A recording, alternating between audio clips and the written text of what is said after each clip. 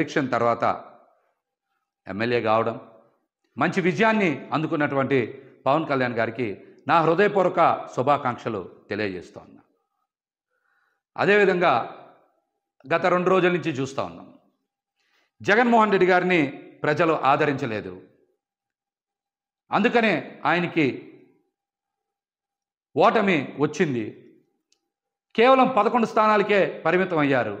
భారీ మెజార్టీలు కూటమి అభ్యర్థులకి వచ్చాయని చాలామంది మళ్ళీ విష ప్రచారం, చెడు ప్రచారం చేస్తూ ఉన్నారు.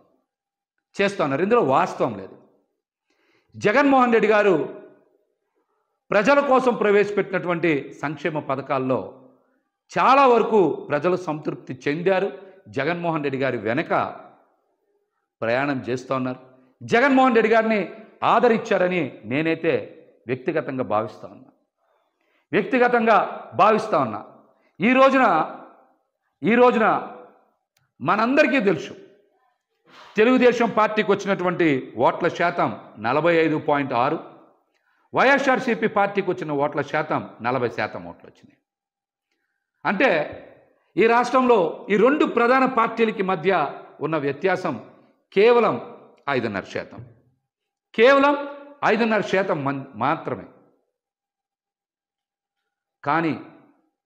కానీ చాలామంది జగన్మోహన్ రెడ్డి గారికి ఏదో ప్రజల నుంచి ఆదరణ లభించలేదని మాట్లాడుతున్నారు. ఇది కరెక్ట్ కాదు. వైఎస్ఆర్సీపీ పార్టీ ఎలక్షనీరింగ్ చెయ్యకపోవడం వలన, నాయకుల మధ్య సమన్వయం లేకపోవడం వలన కేవలం 5,000 నుంచి 12-13,000 ఓట్ల వ్యత్యాసంతో 88 స్థానాల్ని కోల్పోయింది. 5,000 నుంచి 12-13,000 ఓట్లు కనుక 88 నియోజకవర్గాల్లో సాధించుంటే ఖచ్చితంగా 88కి 11 కలుపుకొని 99, అంటే 100 నియోజకవర్గాలు గెలుచుకొని జగన్మోహన్ రెడ్డి గారు మళ్ళీ ముఖ్యమంత్రి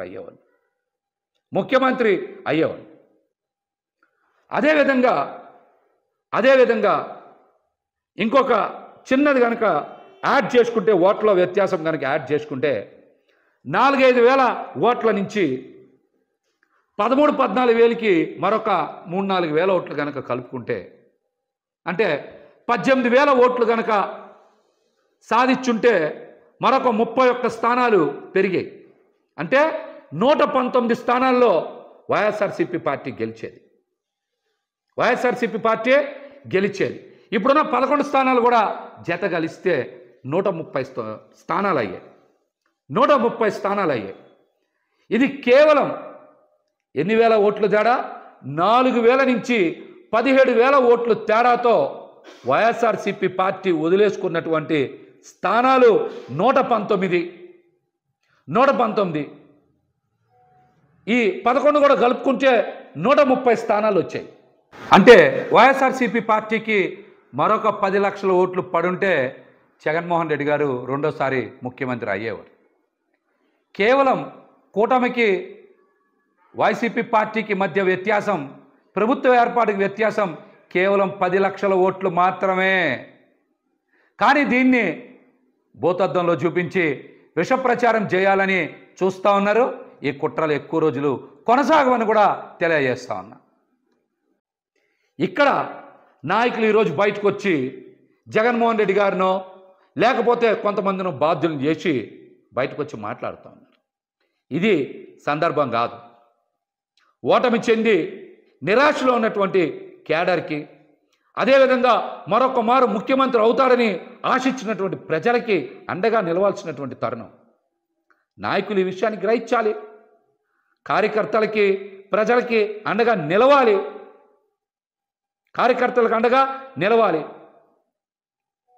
అద్భుతమైన ప్రచారం చేసి అన్ని వనరులు సమకూర్చిన తర్వాత కూడా ఓటమికి కారణం నాయకుల మధ్య సమన్వయం లేకపోవడం.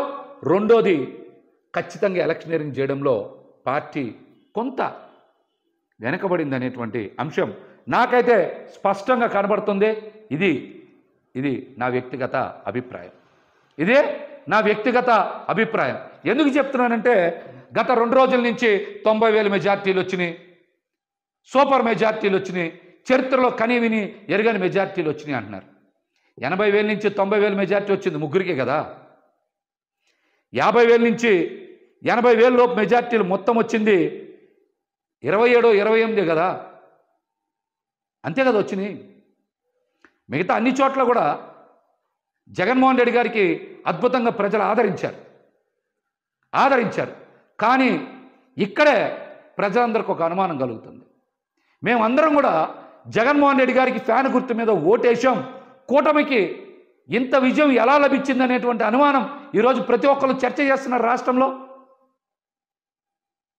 ఈవీఎంలు ట్యాంపర్ అయినాయా, లేకపోతే కౌంటింగ్లో ఏమైనా పొరపాట్లు జరిగినాయా? ఫలితాలకు ముందు నుంచే వైఎస్ఆర్సీపీ పార్టీ నాయకులు పెద్దలు చాలామంది కోర్టులకు వెళ్ళారు, పొరపాట్లు జరుగుతాయని చెప్పారు. అవేమీ పరిగణలోకి తీసుకోకుండా ఈ రోజున ఫలితాలు బయటకు వచ్చినాయి. ఈ ఫలితాల మీద ప్రజలకు అనుమానం ఉంది. ఈవీఎంలు ట్యాంపరింగ్ జరిగాయేమనేటువంటి అనుమానం ప్రజల మధ్య విస్తృతంగా చర్చ జరుగుతుంది. కొన్ని చోట్ల మనం చూసాం, ఒక్కొక్క ఈవీఎం మిషన్లు లెక్క పెట్టలేదంటే ఇందాక నేను చెప్పే కదా, 4-5 చోట్ల 4-5 ఈవీఎం మిషన్లు కనుక సరిగ్గా లెక్కింపు చేయకపోతే 4,000 ఓట్లు 5,000 ఓట్లు పోతే దగ్గర 19 స్థానాలు పోతాయి. 19 స్థానాలు పోతాయి. కాబట్టి ప్రజలకు అనుమానాలు ఉన్నాయి. దీని మీదనే అందరూ కూడా చర్చ కూడా చేసుకుంటున్నారన్న విషయం నేను ఈరోజు మాట్లాడాలనే మళ్ళీ మాట్లాడుతున్నా.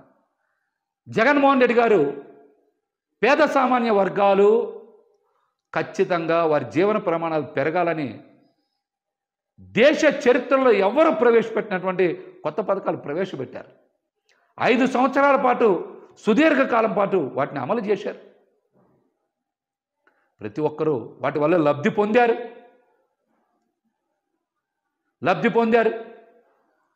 అందుకనే ఈరోజు రాష్ట్ర ప్రజలందరూ కూడా నివేరబోతూ ఉన్నారు.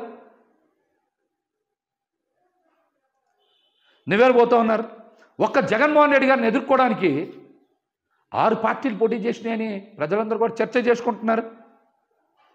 ప్రజారంజకంగా ఉంటుందా, లేకపోతే పెట్టుబడిదారులకు మాత్రమే అనుకూలంగా ఉంటుందా, ఎవరికి అనుకూలంగా ఉంటుందనేది ఈ రాష్ట్ర ప్రజలందరూ కూడా చాలా తొందరగా తెలుసుకుంటారు.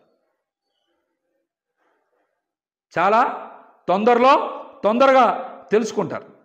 అప్పుడు జగన్మోహన్ రెడ్డి గారు చేసినటువంటి సంక్షేమం, అభివృద్ధి పట్ల ప్రతి ఒక్కరికి కూడా వాస్తవం ఏంటనేది చాలా స్పష్టంగా అర్థమవుతుంది. నిన్నటి నుంచి చూస్తున్నాం కదా, రాష్ట్రంలో శాంతి భద్రతలను గాలిలో పెడతాం, ప్రతీకార పాలన ఉండదు అని మాటలు చెప్పిన 24 గంటలు గడవల. రాష్ట్రంలో చాలా చోట్ల ప్రతీకార దాడులు జరుగుతూ ఉన్నాయి. శాంతి భద్రతల సమస్య తలెత్తుతూ ఉంది. రాబోయే రోజుల్లో ఇంకెన్ని చూడాల్సి వస్తుందో. ప్రతి ఒక్కరికి కూడా అధికార పీఠం మీద కూర్చోలేని ఆశ ఉంటుంది. ఆ ఆశ ఉన్నప్పుడు కూటమి బీటలు ఖచ్చితంగా వారుతుంది. కూటమి కలిసి ఉన్నప్పుడు కూడా జగన్మోహన్ రెడ్డి గారు చాలా అద్భుతంగా సమర్థవంతంగా ఎదుర్కొన్నారు.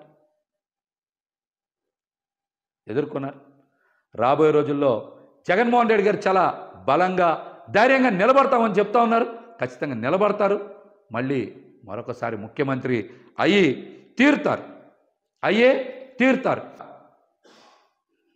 ఖచ్చితంగా పెంచాయి. కానీ పేదపడాన్ని అభివృద్ధి అంటారు. కానీ రియల్ ఎస్టేట్ వ్యాపారం జరిగితేనో, లేకపోతే కొంతమంది పెట్టుబడిదారులకి అవకాశాలు వస్తేనో, పెద్ద బిల్డింగ్లు ఉంటేనో దాన్ని అభివృద్ధి అనరు అనేటువంటి వాస్తవాన్ని ప్రజలు అతి తొందరలోనే గ్రహిస్తారు, తెలుసుకుంటారు. జగన్మోహన్ రెడ్డి గారు విప్లవాత్మకంగా తెచ్చినటువంటి పథకాలని కూటమి కొనసాగిస్తుందా, రద్దు చేస్తూ కూడా చూస్తారు. వాటిలో ప్రధానంగా మరి చిన్న జిల్లాల ఏర్పాటు, సచివాలయాల వ్యవస్థ, అమ్మ ఒడి, రైతు భరోసా కేంద్రాలు, అదేవిధంగా వాలంటరీ వ్యవస్థ, ఇంగ్లీష్ మీడియం విద్య, వీటితో పాటు సెంటు భూమి, అమరావతిలో ఇళ్ల పట్టాలు, ఇవన్నీ కొనసాగిస్తారా, రద్దు చేస్తారో చూద్దాం.